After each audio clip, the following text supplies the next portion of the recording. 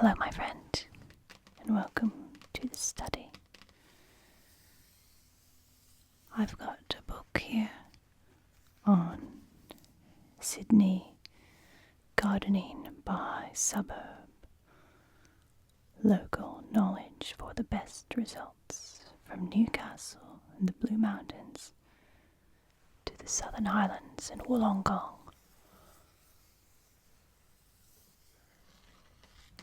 So let's have some paper and book sounds and transport ourselves to the world of gardening in Sydney's suburbs.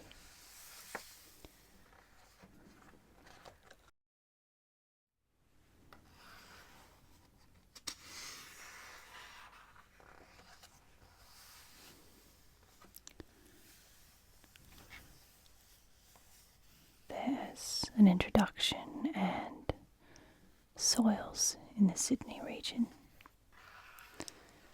and the zones of the Awaba Hills, Central Coast Lowlands, Somersby Plateau, Blue Mountains, Erina Hills, Cumberland Plains, Hornsby Plateau, Southern Sydney, Botany Lowlands, Woronora Plateau, Illawarra, the coast, and the Southern Highlands, and a section on plants for the Sydney region.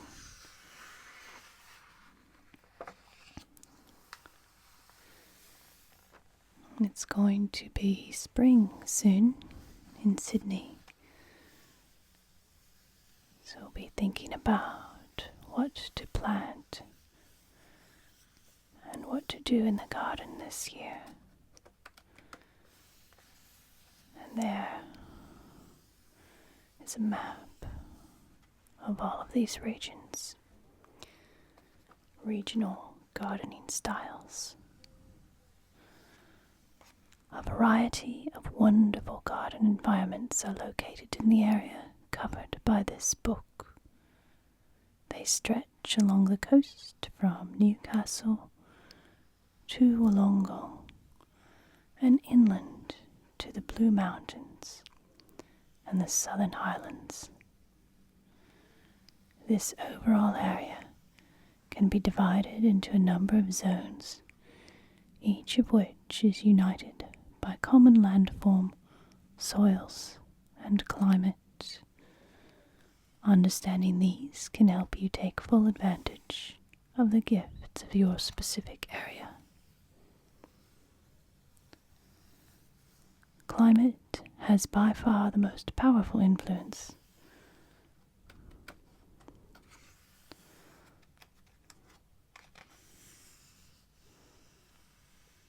Localities that retain a link with their original vegetation cover are best placed to keep their individual character.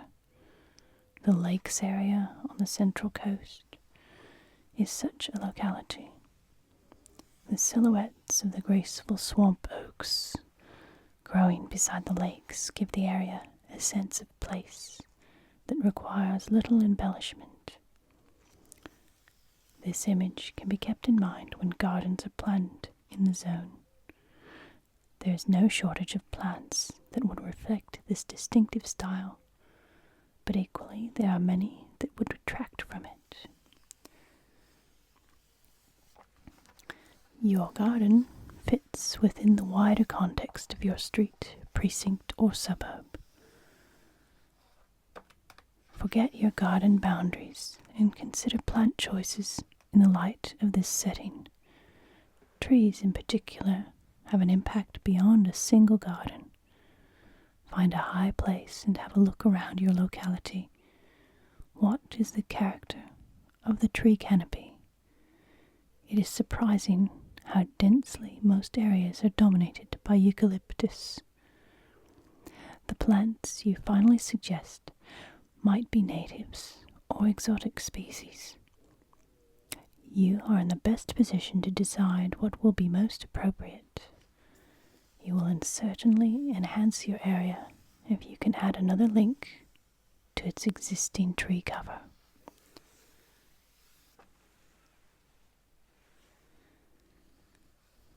So here we have the Newcastle region, and Swansea, and Cessnock, and the Lakes region, Wyong, Gosford, Terrigal, the entrance, Pete's Ridge area, and up here is where the wine is grown, so it becomes somewhat dry. We have this area of the Hawkesbury River goes in, and then around the back of Sydney. But with all of its little lagoons and tributaries, this is a wonderful area. The Hornsby Plateau and Palm Beach, and all along the coast in pink. Then we have the western suburbs, Windsor, Penrith, Parramatta, and that there is the Parramatta River, the mouth of which forms Sydney Harbour and Port Phillip, Bankstown, Camden, Penrith, and closer western suburbs there, and that will be the central business district there, and then the eastern suburbs, Bondi, Coogee, and further south near Botany Bay, Cornell. And south of Sydney,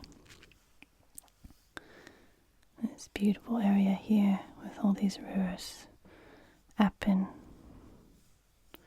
and even further south along the coast to Wollongong, Port Kembla, Shell Harbour, and Kiama, where all the dolphins play.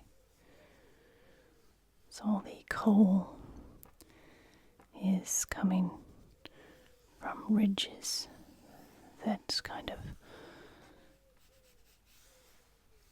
expose themselves around this river area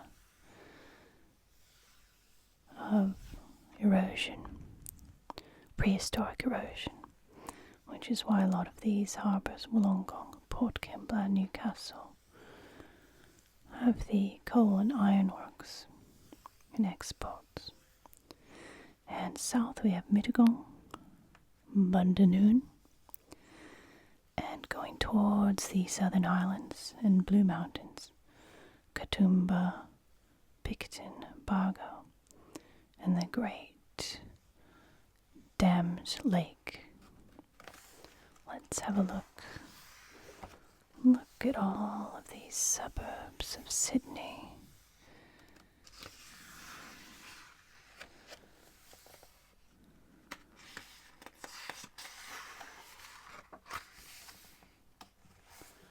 So we can look up the suburb we live in and find out how best to garden. Here we look at the soils.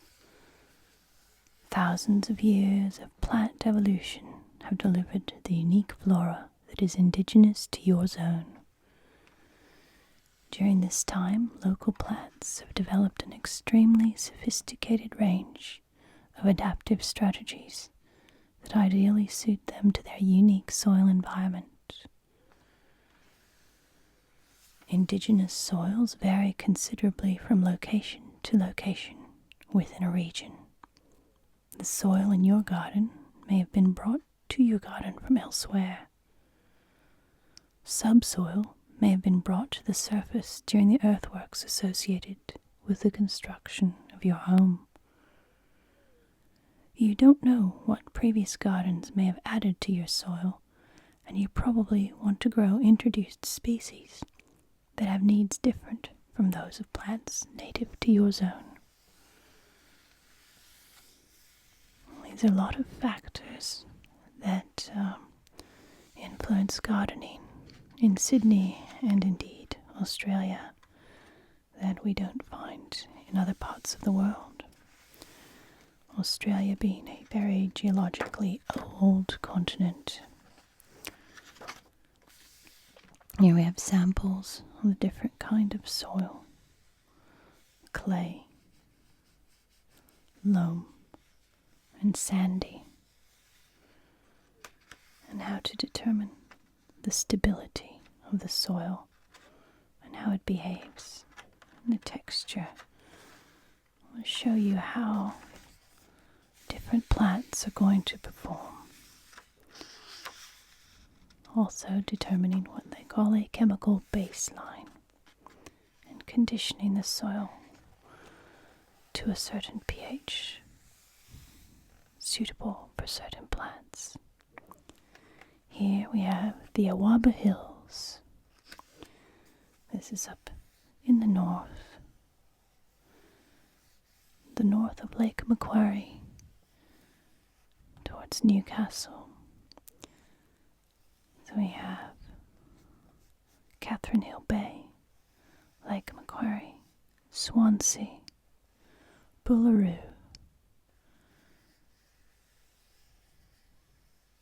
Awaba, Toronto, Dora Creek, Currumbong,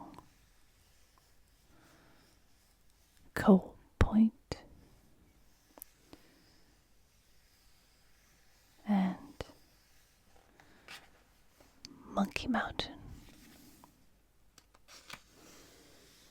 Most of Newcastle's residential areas lie on the elevated Awaba Hills. Forests of eucalypts originally covered much of this region, and their presence continues to have a unifying influence within the zone.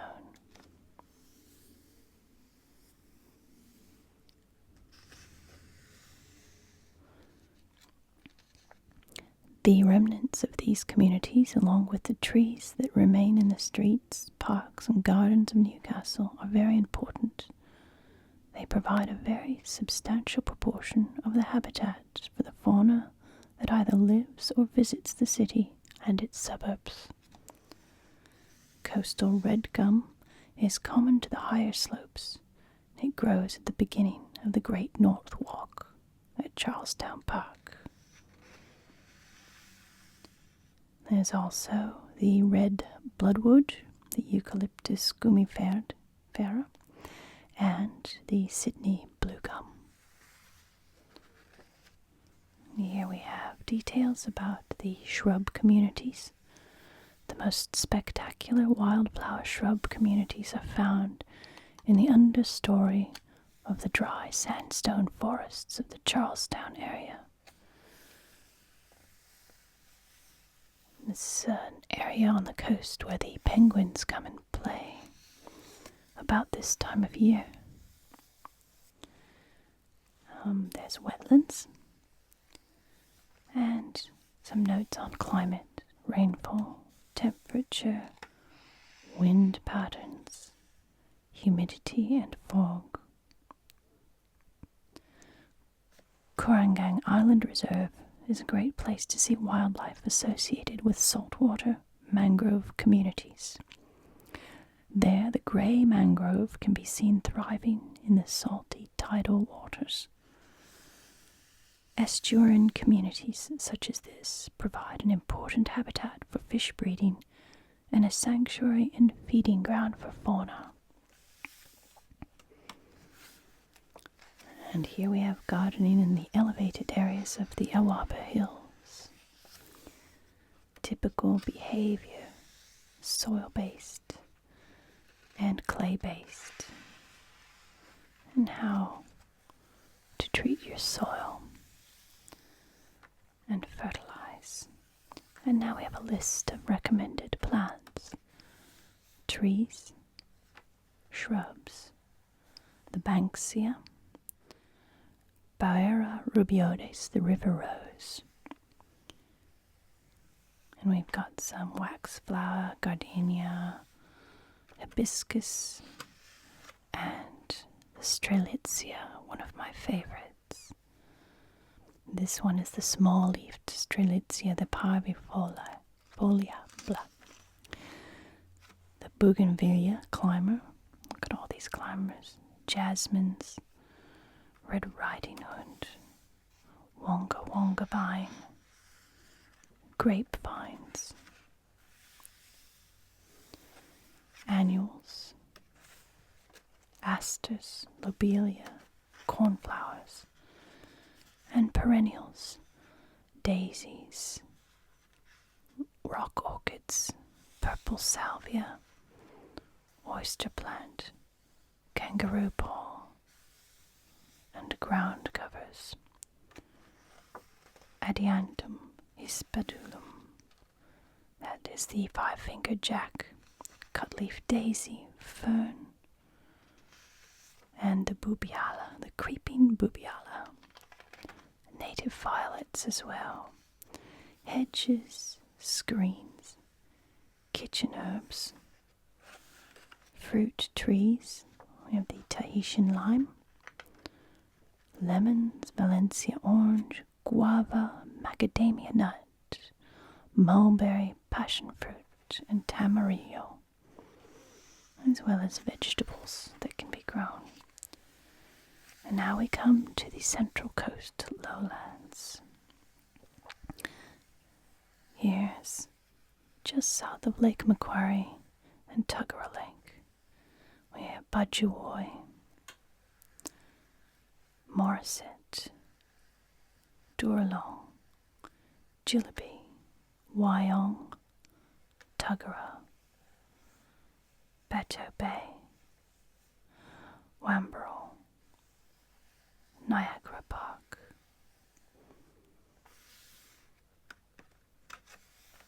Again, lots of eucalypt forests, mangrove and salt marshes, coastal woodlands. The Central Coast lowlands remain relatively humid as they lie close to the coast. Morning fogs are likely to occur in the autumn and winter months. Two climate extremes are likely to cause problems for gardeners in the Central Coast lowlands. They are frost and drought. And then we have several microclimates and how to create them.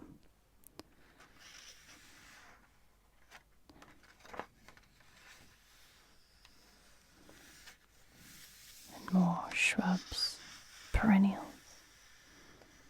camellias, hibiscus,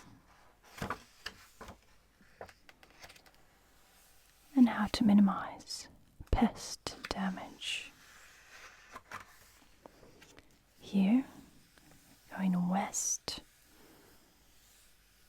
of the lakes, there's Tuggerah Lake there, and Brisbane Water, and the Hawkesbury River. West and north, we have the Somersby Plateau, Peats Ridge, Lower Mangrove, Mount White, Carryall, and Mangrove Creek.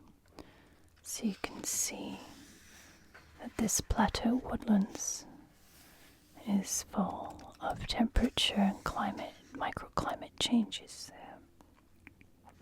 There's wetland communities, river valley communities, and here we have notes on rainfall and wind patterns and temperature, alluvial river valley soils, and soils of volcanic origin.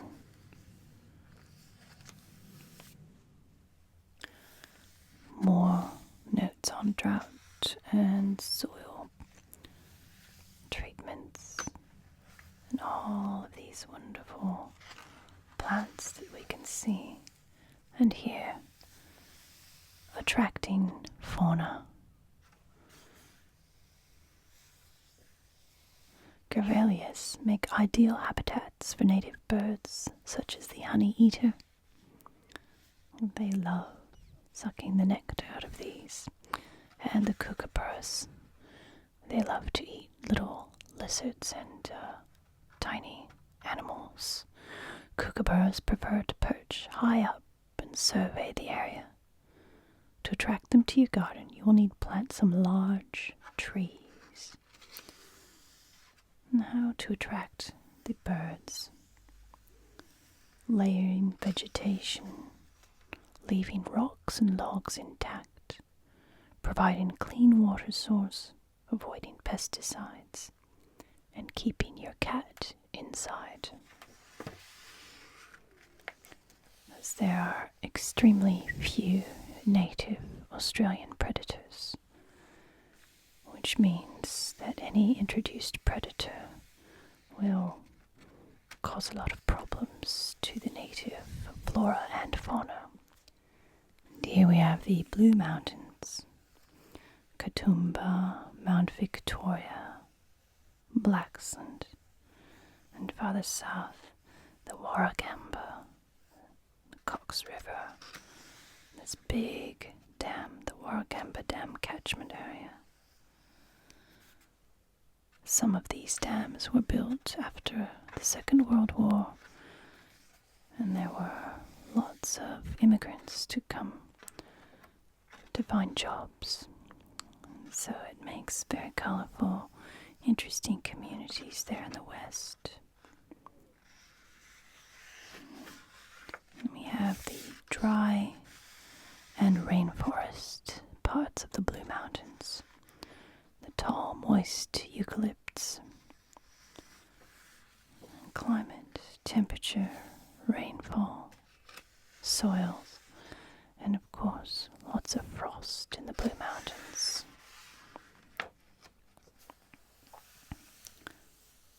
Shallow soils and high water tables. And our recommended plants.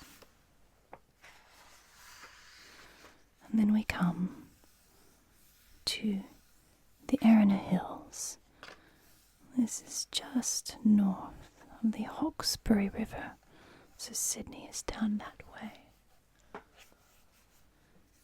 And this is a beautiful mangrovey area. Sometimes we get whales coming in there, and pit water. So we have Avalon here, this little peninsula, Palm Beach, Whale Beach, Newport and Mona Vale, and Barrenjoey Head, Pretty Beach, Empire Bay, McMaster's Beach, Avoca Beach, Terrigal, Gosford.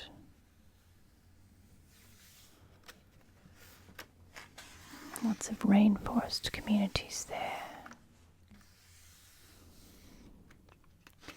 And there we have slopes and crests. It's a very hilly area because of the river, the thousands of years of erosion, which makes for some very beautiful areas. And going east, west, the Cumberland Plain,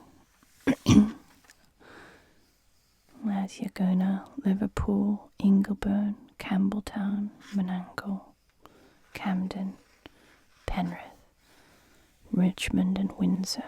It's very far west. So Sydney is up here, and there's our Hawkesbury River to the north, and down here the Parramatta River, and this one that comes into Botany Bay. Gardening in the Cumberland Plain. Again, creating microclimates. And this is a very fertile area of Sydney. And going back up north again to this large area between Port Jackson, Parramatta River, and the Hawkesbury. Goes from the coast all the way west.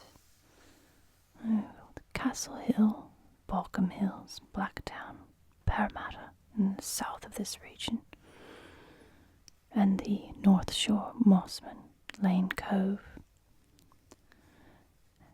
Manly, Narrabeen, Mona Vale, and into the Ku-ring-gai National Park, Hornsby, Mount Ku-ring-gai, Barara, Cowan.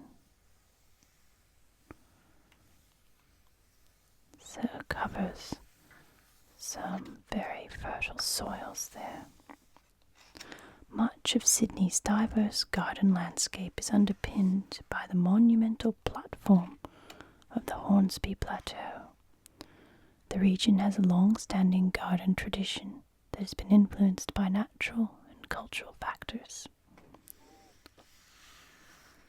Lots and lots of eucalypt forests in that area, and native koala populations, shale soils,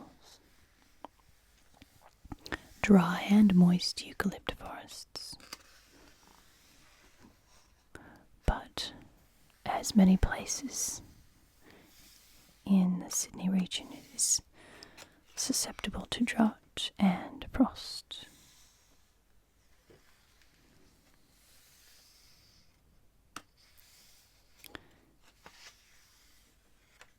And with many places in Sydney, these soils can dry out rapidly and don't hold moisture.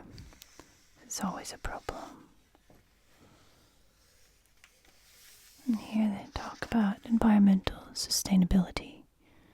Gardeners appreciate and value the intricate web of nature. Yet we sometimes like to believe that our gardens are islands, somehow independent of the greater ecosystem. We've learned that the extra water and fertilizer we apply to our lawns and garden beds make our plants grow better. Unfortunately, some also runs off into native bushland areas, where it enriches and moistens the original but infertile soils. As fertility levels rise, the balance shifts away from the original native plants to favor the growth of a host of introduced environmental weeds, such as lantana, asparagus fern, and privet. So gardeners need to be responsible in these areas. And here we have southern Sydney, south of Port Jackson and the Parramatta River. So between the Georges River and Parramatta River. And there's Botany Bay there. So Sydney proper, it's there in the city. And this is just a little bit to the west of the central business district. We have the Cooks River here. Tempe, Newtown, King's Cross, Leichhardt, Ashfield, Strathfield, Auburn, Canterbury, Kogarah, Hurstville, Panania, and Bankstown. In 1816, a row of swamp mahoganies was planted to line Mrs. Macquarie's Drive to the east of Sydney's Botanic Gardens. They were probably Sydney's first street tree plantings and can still be seen flanking the sandstone wall to protect Governor Macquarie's garden from the sea breeze. Remnants of the same tree species at Iron Cove suggests that they may have been relatively widespread within the region.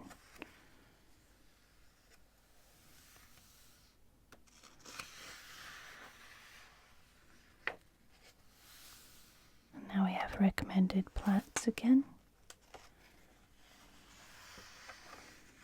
And some planting techniques. The correct method for planting a shrub. Whoever said prepare a $100 hole for a $10 plant was aware that correct planting procedure lays the foundation stone for years of successful plant growth. Appropriate planting methods should be selected to suit the soil and drainage conditions that apply to your specific planting site. And here, we roughen the sides of the hole that we dig, tease out the roots,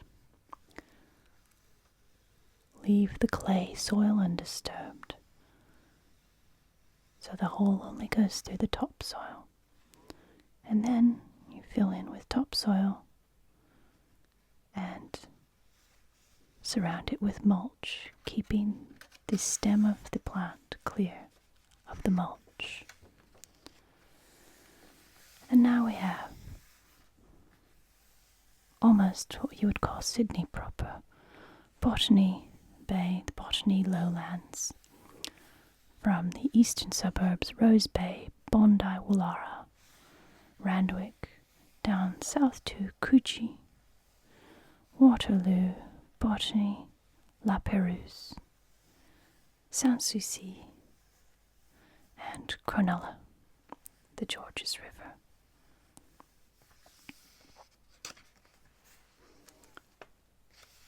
Botany Bay National Park at La Perouse is a great regional resource that certainly deserves a visit.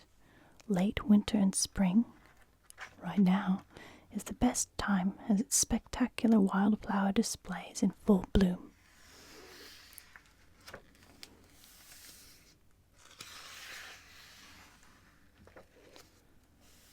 I don't know if you can hear that, but we certainly have a lot of airplanes going past right now. It provides a little background noise. Maybe we can ignore it a little bit. So we have Botany lowland soil. It dries out rapidly, drains well, but the fertility is low. And here is how to stake a plant so that it doesn't have wind or other impediments to its establishment. And south of the Georges River we have the Woonora Plateau, another large area from Illawarra all the way up to Caringbah, encompassing Lucas Heights, Macquarie Fields, Stanwell Park, and all of these dammed lakes there, Lake Avon, Nepean, Cataract, Mount Kembla, Port Kembla, and Wollongong. The Woonora Plateau. Again, we have frost and drought as being challenges to gardeners, and sand and clay-based soil challenges. List of recommended plants, and now we're southeast in the Illawarra. So from Stanwell Park in Scarborough to Lake Illawarra and Shell Harbour, Farnborough Heights, Albion Park and Avondale. The plateau at the edge of the escarpment is exposed to sun from all directions.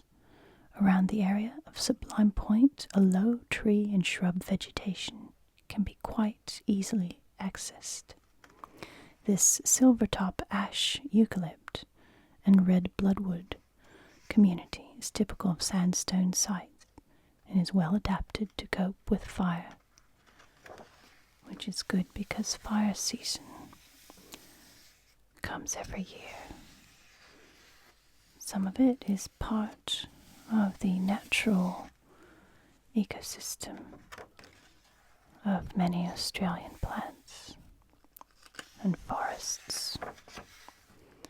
And now we have all along the coast this ribbon that stretches from Kiama and Shell Harbour all the way to Newcastle. We've got headland gardens, gardens behind dunes,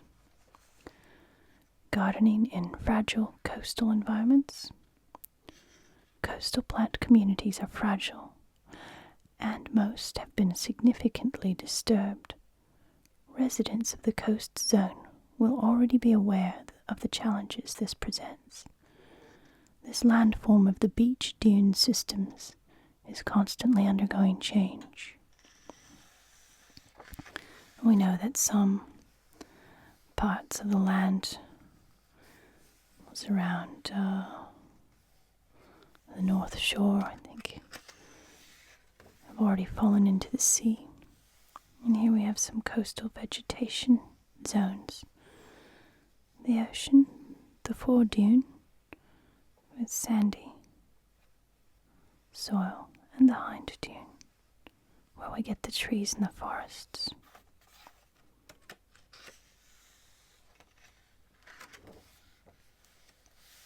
And coastal headlands,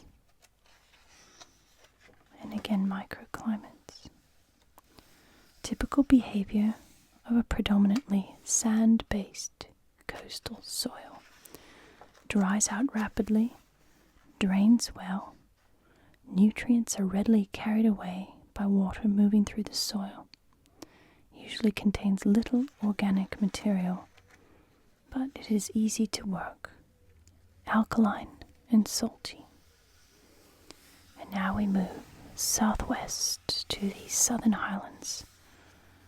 Mittagong, Bowral, Burradoo, Berrima, Moss Vale, and Exeter, with some more reservoirs.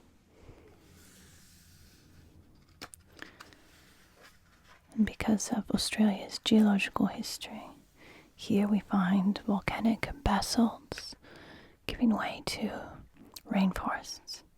Despite their fertility, these volcanic basalt soil can only support rainforest communities where the rainfall is relatively evenly distributed and exceeds 1,400 millimeters each year. Not surprisingly, the most luxurious rainforests on the plateau were found close to the Illawarra escarpment, where fertile soils, rainfall, and misty environment coincide.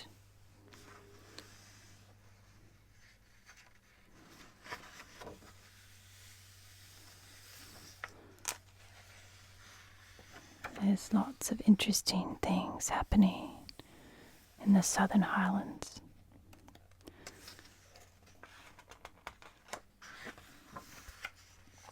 And here we have some notes on pruning. Let's get into some beautiful pictures, shall we? Plants for the Sydney region. Glossy Abelia, hardy shrub, flowers December to April. Longifolia, the Sydney golden wattle. Acacia, a coastal wattle. Cedar wattle. Look at this big, beautiful tree. It's a blackwood. And here we have an oyster plant. Acanthus mollis.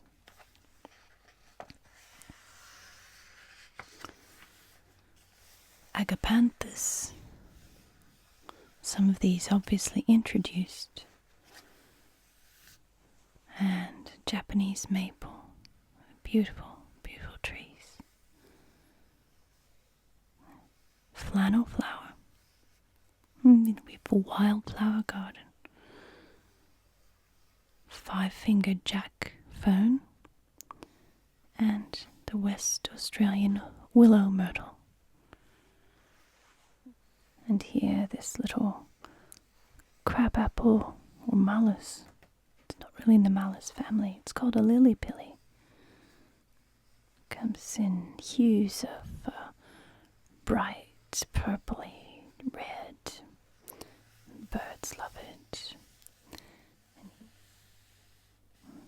Blue bugle flower, coastal she oak,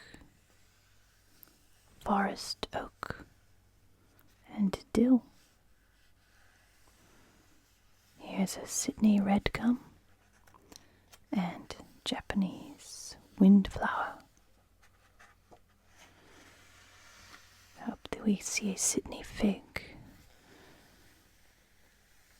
Albert Park near Sydney University was lined with Sydney figs, and some clever spark went in every tree knot and carved little green men and garden gnomes into them, so you could look in these little knots and see some creature staring out at you.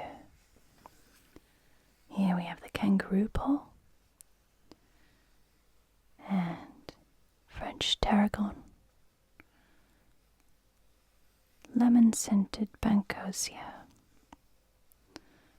columbine, alyssum, tall bacchae. Look at these beautiful plants. Heath-leaved banksia. You might remember the Banksia men from May Gibbs. There's illustrations of the gumnut babies. And here we have swamp banksia and hairpin banksia and a river rose and old man banksia and coastal banksia. It looks sort of like brushes, which is why this one is called the bottle brush. Look at that. Look at all of these beautiful flowers. The cutleaf daisy, bougainvillea, a dwarf bean, Virginia, and the Illawarra flame tree, the straw daisy. There's some broad beans, Japanese boxwood, and this one, this lemon-scented bottle bush, is called the Endeavour. Can you imagine who named that? It's Joseph Banks, Captain Cook's botanist. Ivy curl tree, winter marigold, and willow-leaved bottle brush.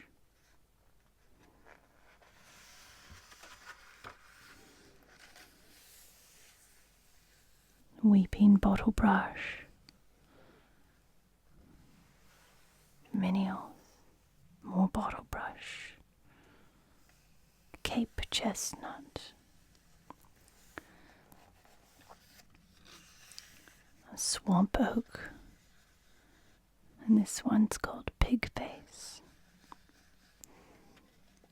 Carpobrotus glaucescens, and the cornflower. Now we get into some more beautiful flowers and fruit trees. Here we have snow in summer, leadwort, wallflower, New South Wales Christmas bush. It's very beautiful red blossoms in the high summer at Christmas time. Geraldton wax flowers, Shasta daisy, native grape. You see the leaves don't look at all like the grapevine leaves. Kangaroo vine, Tahitian lime, Maya lemon, Valencia orange, and Eureka lemon.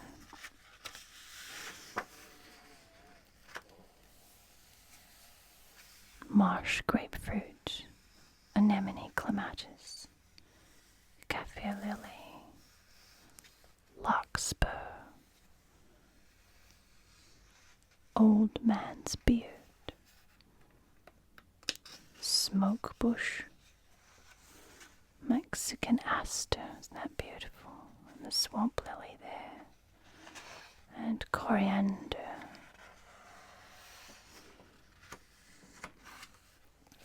Oh, beautiful daisies, the Marguerite daisy.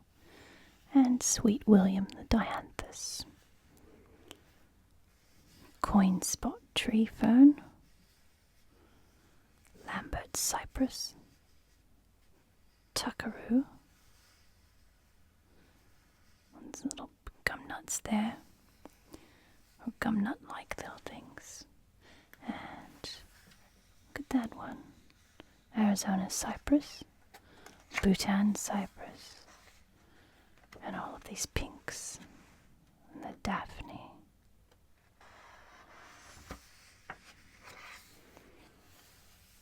A soft tree fern. Rasp fern. The pride of Madeira. Wax flower. Blueberry ash. Jamea lily. And look, the possums love this yellow bloodwood. Beautiful, beautiful furry blossoms on this eucalypt. More bloodwood for the possums. River peppermint. Argyle apple. Look at all these eucalypts and the spotted gum. Isn't that beautiful bark? Red stringy bark. Mugger ironbark. Swamp mahogany. There's the grey gum. These trees grow so tall, and they are very dry climates. So when it gets exceptionally dry, boughs just fall off. The tree decides, like Rome with Britannia, to just let it fend for itself, and it falls so that the rest of the tree can survive. Here's a white gum, and a forest red gum, and a ribbon gum. And now we have kumquat, gardenia, fuchsias, and guava.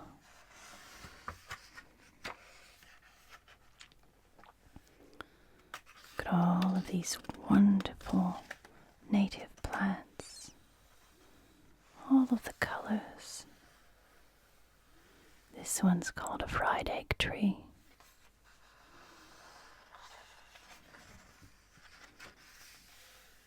And now we have these wax plants.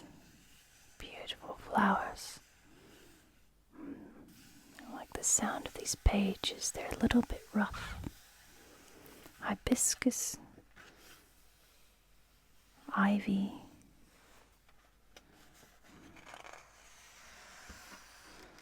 Lavender. The running postman. This one. That's a funny name for that. Shore juniper. Ice plant. And all of these lavenders and a bay tree. And trailing lantana. And a lemon-scented tea tree. Tea tree oil being one of the more famous or well-known herbs grown in Australia.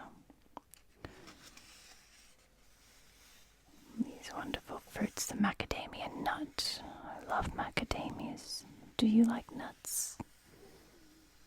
We've got lobelia, bellbush, snowdrops, and cabbage tree palm, sweet gum, and the burrowang. Not getting many of the palms yet. With some more fruits, the Jonathan apple, magnolias, white cloud trees, myrtle, bracelet, honey myrtle, golden paperbark, honey myrtle, and paperbark, orange jasmine, mulberry, oleander, daffodils, basil, and catmint.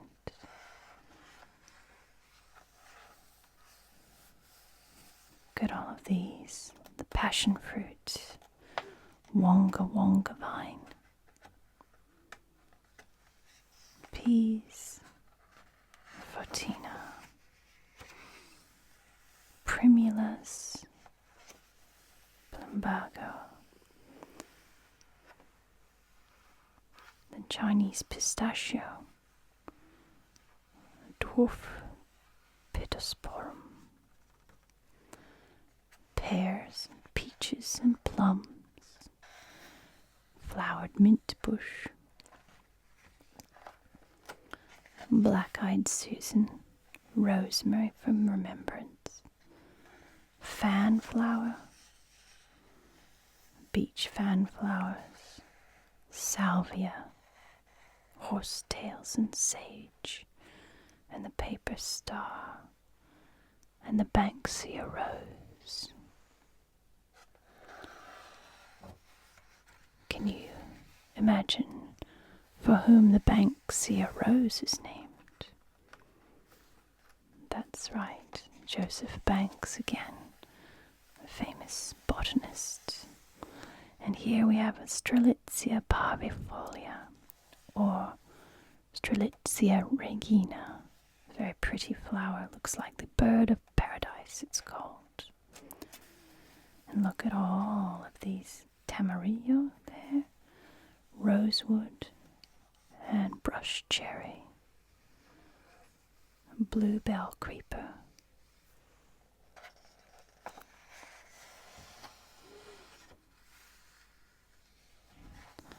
I have bittersweet memories of gardening in Sydney. I had a most beautiful garden, but these people that walked along the street kept cutting flowers and things out of my front garden and taking them home with them. So it kind of made me sad in a way, because they didn't really respect your garden. Here we have violas, native violets, jasmine, watergum, wishbone flower, and the waratah, look at that. And some more possum favorites, the powder puff lily-pilly.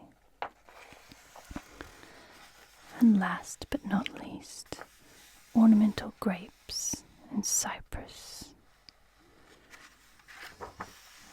And that concludes our Sydney gardening by suburbs. It's been a pleasure to spend this time with you, my friend. Be good to yourself, be kind to others, and be extraordinary.